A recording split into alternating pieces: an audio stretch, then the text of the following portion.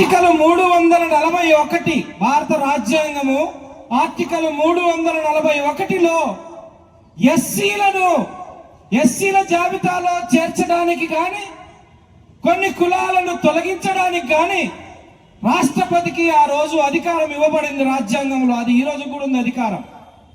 ఆ ఆర్టికల్లో కూడా మతానికి సంబంధించిన మాట ఒక్క పదం కూడా లేదు.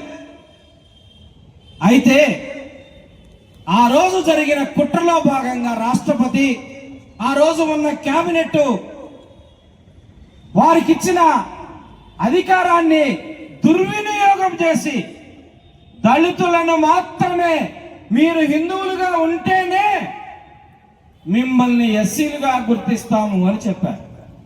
ఈరోజు మనం మాట్లాడుతున్నది రిజర్వేషన్ల సమస్య కాదు.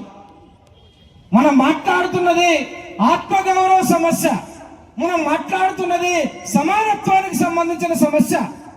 మనం మాట్లాడుతున్నది సోదర భావానికి సంబంధించిన సమస్య. మనం మాట్లాడుతున్నది ఈ దేశంలో నన్నెందుకు మనిషిగా గుర్తించవు, నన్నెందుకు నువ్వు ఒక మతానికి నన్ను కట్టిపడేస్తున్నావు.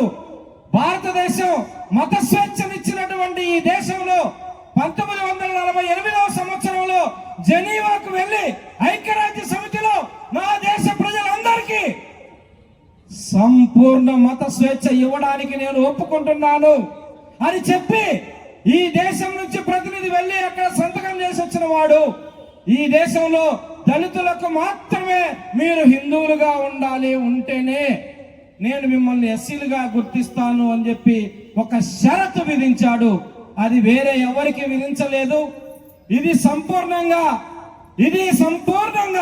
రాజ్యాంగానికి వ్యతిరేకమైన మాట.